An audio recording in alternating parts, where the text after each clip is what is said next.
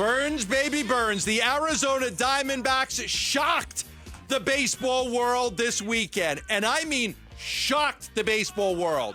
They came out of nowhere to sign the best free agent pitcher on the market to a 6-year deal for $210 million. I think John Heyman was the first to report that the contract was done.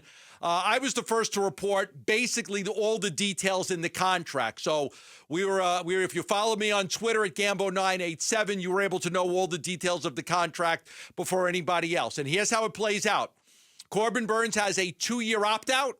He has a full no-trade clause in the first 2 years.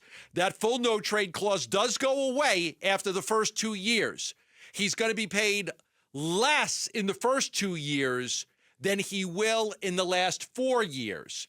And the biggest part of it that I reported, a significant amount of the contract is deferred. $60 million is deferred.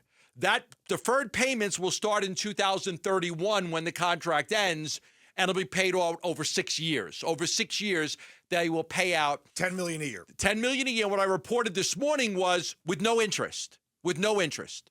There's no interest on these payments. When the Diamondbacks were paying 17 players from the World Series team deferred money, they were paying it with interest. It added up quite a bit.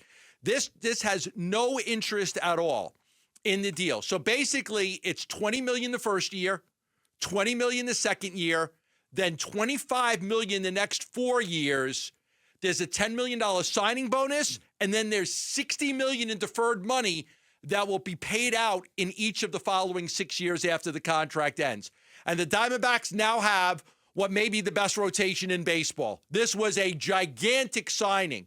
And again, and we'll talk about this, Tim, you want to talk about coming out of remember the movie Field of Dreams? It's like coming through the cornfields for this one. Like Shoeless Joe walking through the Walking through the cornfields. There was the Arizona Diamondbacks hidden in the cornfields, coming out of nowhere to land the best free agent pitcher on the market. A remarkable signing. And again, it floored everybody in Major League Baseball because nobody saw this coming. Look, not even the Diamondbacks saw it coming. They weren't even having dialogue with them up until last week. Started last week, and I'm sure every Diamondbacks fan that has followed this since it broke on Friday night, you've learned by now that Corbin Burnes has, 3 young children. Two newly born twins and a 2-year-old. Okay. And they live here. And they live in Scottsdale. And it sounds like, the more that you've reported and dug on this thing, is that Burnes' representatives, his people, reached out to the D-backs. That got the ball rolling, but I don't want to just credit one side.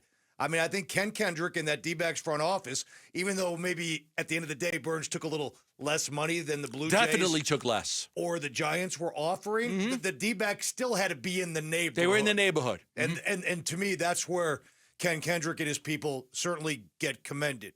Because you could look at this staff right now and say, we're already spending quite a bit of money. We have our guys. But when this opportunity was made available to them, the D-backs didn't flinch. If they don't make another move this year, this organization will lose money. If they got stuck with Jordan, they will lose money. They will, if the payroll stays where it is right now and they make no other moves, they will lose a pretty good amount of money this season. Now, with that being said, there were 3 teams, and this is how it played out. And I want everybody to know this.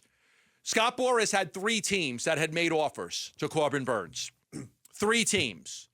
There was a 4th team that was on the verge of making an offer, not the Diamondbacks. My understanding is that Corbin Burnes wanted to pitch in Arizona. And he was like, can we just call the Diamondbacks and just see if they're interested? Like, that's home. I live here. They had interest in me a couple of years ago. They wanted to trade. So that's when the calls were made. The Diamondbacks were not in this. They all through December, they were not in this game until last Monday or Tuesday. The deal happened 3 or 4 days, the whole thing came together. They were not in it. You go a week ago, right now, they hadn't even spoken. They hadn't spoken. There were 3 offers on the table. There was another one coming, and all of a sudden it was like, let's just see if the Diamondbacks have interest. And at that point, it was like, okay, how do we make a deal work? Now, there was a little bit of give and take on the deal. There was a little bit of give and take. The Diamondbacks needed some of that money to be deferred in order to make this work. Corbin Burnes wanted to have a full no trade clause for 2 years, which he got, and he got the opt-out after 2 years. So you gave a little bit there. The opt-out was something that he got. The no trade clause for the first 2 years, something that he got. And for the Diamondbacks, they were able to say, okay, we need the first 2 years to be lower in salary. We can't have it at $35 million. So he will get paid $20 million in the first 2 years. And then 25 after that, 60 deferred with a $10 million signing bonus that you don't even count that. But that's how it played out. Both sides, a little bit of give and take. And all of a sudden, Arizona Diamondbacks have Corbin Burnes, which is great for this way, too. There's a chance they could lose Merrill Kelly and Zach Allen next year. They're both free agents. After the season. After the season. Or at the next trade year. deadline and things don't go well. That would be really bad. But if there's a chance that next year at this time, neither one of those guys are Diamondbacks anymore. Well, now you've got a bona fide ace leading the rotation in case you lose those guys. This was a really smart signing by the Diamondbacks that helps them win right now, but also make sure that they've got a legitimate ace going forward for the next few years. And Gambo, even though they got maybe a smidge of a hometown discount, I mean, don't kid yourself. This is the largest contract in the history of the Diamondbacks organization. Yeah. And they structured it quite well. We all remember the Greinke deal. $206.5 million. Right, so that's less, but they paid Greinke more per year, certainly in these first two years. It's very similar to the Greinke deal. Greinke had 5 years of deferred payments for $12 million. So 5 years of deferred payments, 12, 24, 36, 48, 60.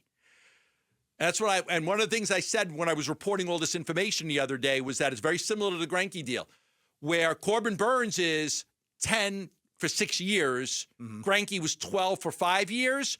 Corbin Burnes is 10 for 6 years in deferred money.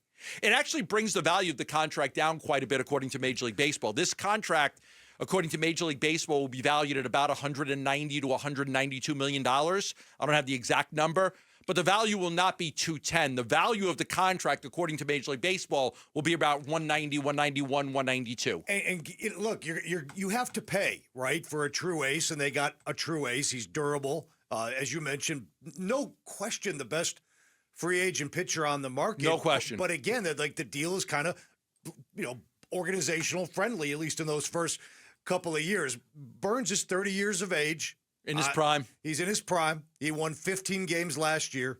And, just to go over the resume, in case anybody hasn't done the homework on this themselves already, because it kind of came out of nowhere over the weekend, as we were saying.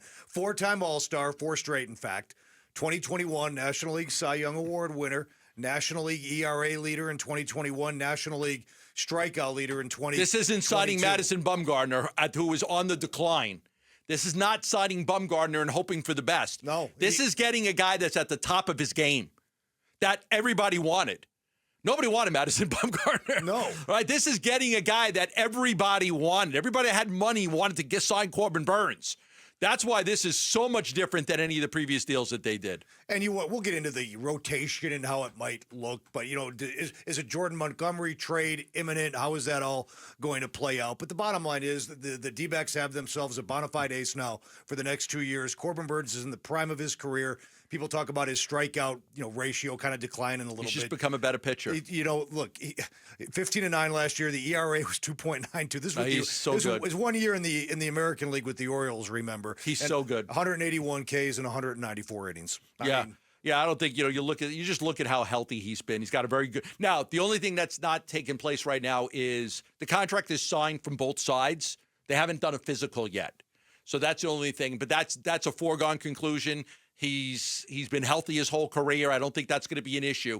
So it's not finalized by Major League Baseball, but the contract is signed from both sides. We're just waiting for the physical. But what a terrific signing by the Arizona Diamondbacks. And I know Diamondback fans are just blown away when they saw the news that their team now has Corbin Burnes to go along with Zach Allen and Merrill Kelly and Brandon Pfaadt and Erod. And like wow, what a rotation that's going to be. Thanks for watching Burnes and Gambo. Click to see more from the guys and hit the button in the middle to subscribe so you never miss a video from Arizona sports.